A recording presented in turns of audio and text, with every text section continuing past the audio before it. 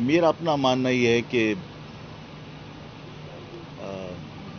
متحدہ قومی موومنٹ جو بھی کچھ کرنے جا رہی ہے، دھرنا دینے جا رہی ہے، جن ایشوز پر دینے جا رہی ہے، یقیناً یہ ایشوز ایسے ہیں کہ مہاجر عوام کو ان ناانصافیوں کی وجہ سے تکلیف ہوئی ہے، ان کے ساتھ ان کی حق تلفی ہوئی ہے. یعنی آپ نے ڈیلیمیٹیشن جو کی ہیں، آپ نے ان کی نمائندگی کے حق سے ان کو محروم کیا ہے. ان کی آبادی کم گن کے NFC ایوارڈ میں جو اس شہر کو حصہ ملنا چاہیے تھا اس سے آپ نے محروم کیا ہے. تمام ناانصافیاں ہیں.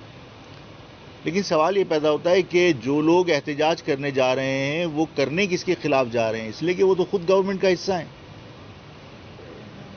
انہیں پہلے تو گورنمنٹ سے الگ ہونا چاہیے.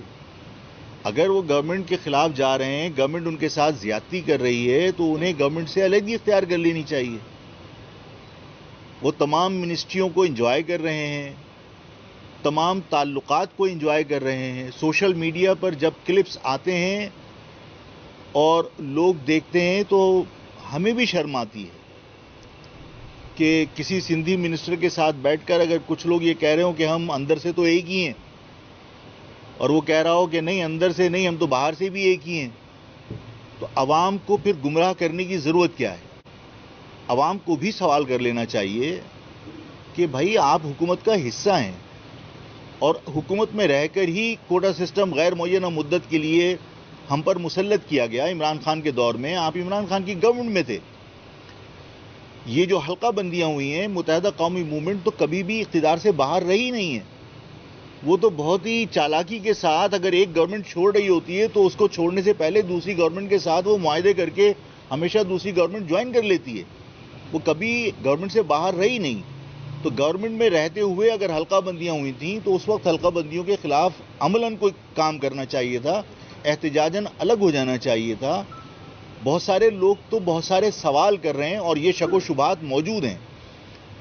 میرے پاس کوئی سبسٹینشیل ایویڈنس نہیں ہے جس کی وجہ سے میں کوئی دعویٰ نہیں کر رہا، لیکن لوگوں میں یہ سوال موجود ہیں کہ متحدہ قومی موومنٹ نے ایک عرصے تک ماحول بنا کے رکھا کہ حلقہ بندیاں اگر معافی چاہتا ہوں تبدیل نہیں ہوئی تو ہم الیکشن نہیں ہونے دیں گے، اور اگر ہم الیکشن نہیں لڑیں گے تو کوئی بھی الیکشن نہیں لڑے گا. مطلب انہوں نے ایسا ماحول بنا دیا تھا کہ شہر میں خوف کا عالم تھا کہ کل پتہ نہیں کیا تصادم ہونے والا ہے، اور لوگ گھروں میں محصور ہو گئے. اس کے بعد اچانک آپ نے جو ہے وہ الیکشن سے اپنے آپ کو الگ کر لیا اور آپ نے کہا کہ کارکنان جو ہے الیکشن کے دن گھروں میں رہیں گے. اس کا مقصد یہ ہے کہ آپ نے ایک منصوبہ بندی کے تحت پیپلز پارٹی اور جماعت اسلامی کو واک اوور دیا. لوگ اب یہ بھی سوال کرتے ہیں، لوگوں کے شک و شبہات ہیں کہ بھئی کیا ڈیل ہوئی؟ آپ نے پیپلز پارٹی سے کیا لیا جس کی وجہ سے آپ نے پیپلز پارٹی کو واک اوور دیا؟ آپ نے جماعت اسلامی کو واک اوور دیا؟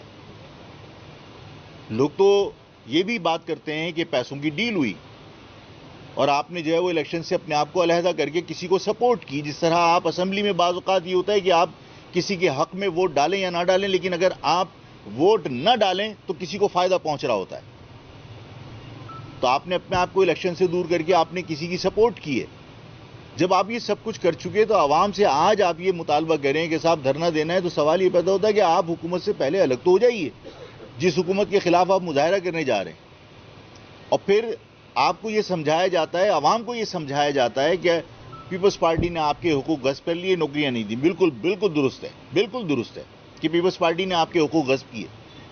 لیکن جو لوگ سمجھانے آتے ہیں یا جو لوگ سمجھاتے ہیں ان سے یہ سوال بھی تو کیا جا سکتا ہے کہ بھائی آپ وفاق میں تو آپ بیٹھے تھے. اگر پیپلز پارٹی ظالم ہے، پیپلز پارٹی نے ہمیں ملازمت نہیں دی، پیپلز پارٹی نے ہم سے نوکریاں چھین لیں، تو آپ جب KPT میں ملازمت کے اشتہار جاری کرتے ہیں تو اس میں آپ یہ لکھتے ہیں کہ کراچی کے لوگ درخواست دینے کی زحمت نہ کریں، چاہے وہ چپراسی کی نوکری ہو.